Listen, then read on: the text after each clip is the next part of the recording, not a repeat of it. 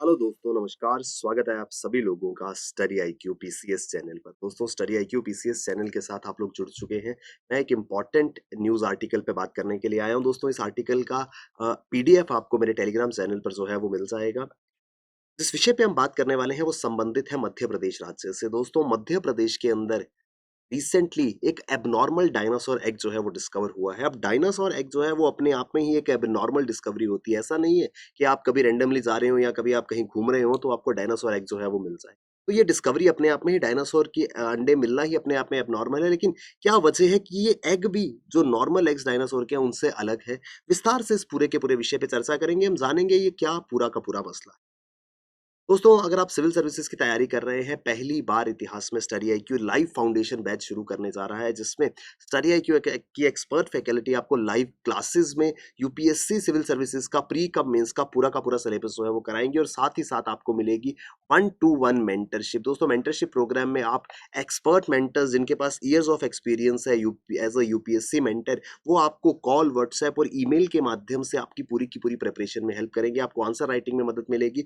सारे आपके डाउट्स जो है वो क्लियर होंगे। दोस्तों, बहुत लिमिटेड सीट्स जो है वो इस कोर्स में बची हैं। 20 जून से पहले पहले ये कोर्स में एनरोल करें, क्योंकि 20 जून को हमारी पहली क्लास जो है वो स्टार्ट होने वाली है। हाल ही में दिल्ली यूनिवर्सिटी के शोधकर्ता, कुछ रिसर्चर्स जो हैं दिल्ली यूनिवर्सिटी के, उन्होंने एक खोज, एक डिस्कवरी जो है वो करी है, जो कि अनयूजुअल है। क्यों? फॉसिल्ड डायनासोर एग, फॉसिल जीवाश्म जिन्हें कहते हैं, बहुत मिलियंस ऑफ ईयर्स पहले अगर कोई लिविंग ऑर्गेनिज्म के अवशेष बचे थे, वो फॉसिल्स की कैटेगरी में आते हैं। डायनासोर के फॉसिल्ड एग्स जो है वो मिले हैं कहाँ से? मध्य प्रदेश। दोस्तों, अब अपने आप में डायनासोर के एग की डिस्कवरी जो है वो एक अ, हैरान कर देने वाली चीज़ है, लेकिन सेंट्रल इंडिया, मध्य प्रदेश का ये जो इलाका है, यहाँ पर ऐसी डिस्कवरीज़ जो है वो होती रहती हैं। तो ये सॉरी, यहाँ पर ये एबनॉर्मल सिचुएशन जो है वो नहीं है। लेकिन इसको एबनॉर्मल डायनासोर एग जो है वो कहा जा रहा है, उसके पीछे क्या वजह है? दोस्तों, यहाँ पर एक एग जो है वो दूसरे के साथ में नेस्ट हुआ है, यानी कि 2 एग जो है वो एक साथ में जुड़े हुए हैं। इस सिचुएशन को कहा जाता है ओवम इन ओवो। याद रखिएगा टर्म, ओवम इन ओवो। यानी कि एक एग जो है वो दूसरे के साथ में नेस्टेड है, दोनों एग्स एक साथ में जो है वो मिले हैं।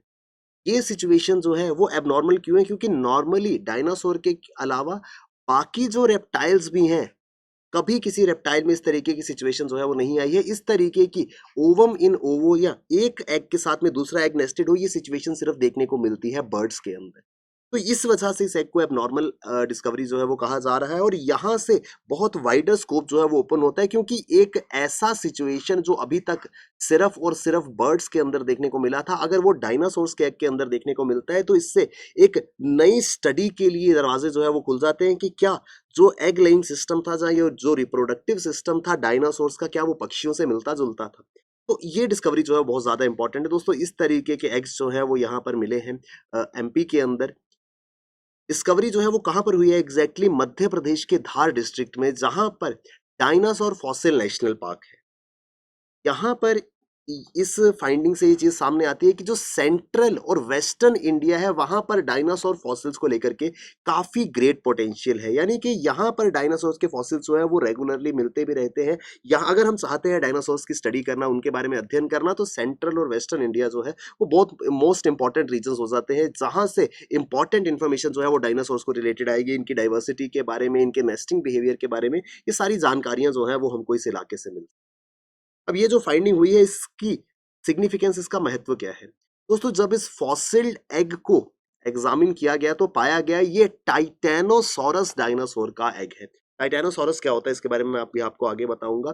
टाइटेनोसॉरस एग जो कि यहाँ पर मिला है, और इससे जो रिसर्चर्स हैं उनके लिए पॉसिबिलिटी किस चीज की हो गई है? Connection of birds and reptiles. क्यों? क्योंकि ये नेस्टिंग ऑफ एग्स जो है वो देखने को मिलती थी बर्ड्स के अंदर, लेकिन क्योंकि डायनासोर के अंदर भी ये सेम चीज देखने को मिली है, यानी कि कोई पॉसिबल कनेक्शन हो सकता है डायनासोर्स के एवोल्यूशन का या बर्ड्स के एवोल्यूशन का डायनासोर्स से। ये जो डिस्कवरी है ओवम इन ओवो एग, इसके एग्स है ये टाइटेनोसोरस डायनासोर के, टाइटेनोसोरस डायनासोर के ओवम इन ओवो एग्स जो मिले हैं, इससे एक चीज पता चलती है, ये चीज सुजेस्ट करता है कि जो इनका ओविडक्ट मॉर्फोलॉजी है। ओविडक्ट मॉर्फोलॉजी क्या है दोस्तों? मॉर्फोलॉजी होती है स्ट्रक्चर, और ओविडक्ट क्या होता है दोस्तों? ओविडक्ट वो ट्यूब होती है जिसके थ्रू किसी भी जीव में जो एग लेइंग जीव है, जो अंडे देने वाला जीव है, उसके ओवरी से एग जो है वो पास करता है। ओविडक्ट क्या होता है? Tube through which egg passes through ovary.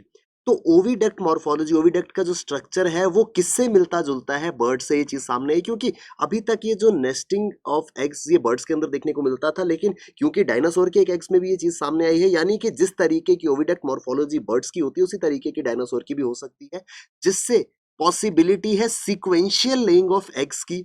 Sequential laying of egg क्या होता है दोस्तों? जैसे मुर्गी के अंदर आपने देखा है, एक एग, उसके बाद वो दूसरा एग ले करेगी सीक्वेंस में, वेरस कुछ टॉर्टाइज या क्रोकोडाइल जैसे जीव ऐसे होते हैं जो एक बार में ही सारे अंडे जो है वो ले कर देते हैं।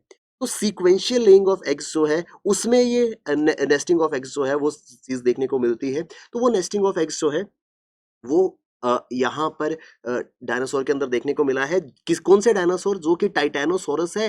दे belong to group of sauropod dinosaurs. दोस्तों सौरापॉड डायनासोर्स क्या होते हैं? जिनकी लंबी सी गर्दन होती है, long necked dinosaur. I hope अगर आपने बचपन में जुरासिक पार्क मूवी देखी है तो जुरासिक पार्क मूवी में जो बड़े बड़े डायनासोर्स थे जिनकी लंबी सी गर्दन थी, वो सारे के सारे डायनासोर्स जो है वो सौरापॉड डायनासोर्स की प्रजाति से जो है वो बिलोंग करते हैं। This could provide important insights that whether dinosaur had a reproductive biology similar to that of turtles, lizards, crocodiles or birds।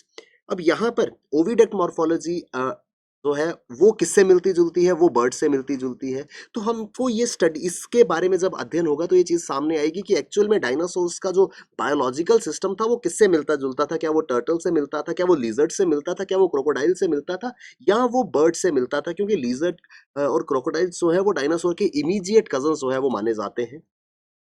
Crocodiles do ovulate and release all eggs simultaneously just like turtles. अब मैंने आपको बताया कि एक हो गई sequential laying of eggs और एक होगी साइमल्टेनियस लेइंग ऑफ एग्स। यहाँ पर क्रोकोडाइल हो गए, टर्टल्स हो गए, ये एकदम से सारे अंडे जो है वो ले कर देते हैं। लेकिन कुछ रेप्टाइल्स ऐसे हैं, और जैसे बर्ड्स के अंदर होता है, एक टाइम पे एक ही एग जो है वो आता है। जब एक टाइम पे एक एग ले होगा, सिक्वेंशियल एग लेइंग होगी, उस समय नेस्टिंग जो है वो हो जाती है।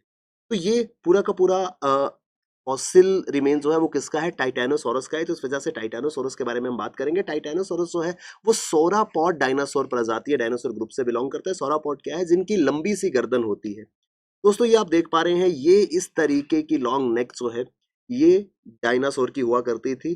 टाइटैनोसोरस was the last type of sauropod dinosaur that roamed on earth before their mass extinction.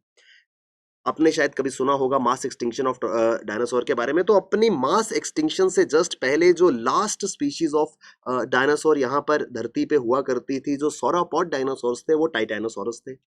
टाइटैनोसोरस की स्पेशलिटी क्या है? कि इनकी गर्दन लंबी होती है। First fossil of Titanosaurus was discovered in 1877 in India. Bharat में 1877 में पहली बार इसका फॉसिल, इसका जीवाश्म जो है वो खोजा गया था। और उसके बाद से लेकर के पूरे विश्व में न्यूमेरस फॉसिल्स जो हैं, बहुत सारे इसके अवशेष जो है टाइटैनोसोरस के मिले हैं। सारी दुनिया में अलग अलग जगहों पे इनके फॉसिल्स अवशेष जो है वो मिलते हैं, accept in north and central parts of north America and Antarctica. North America और एंटार्क्टिका को छोड़ करके बाकी दुनिया के अलग अलग हिस्सों में हमको फॉसिल्स, हमको अवशेष जो है वो टाइटैनोसोरस के मिले हैं।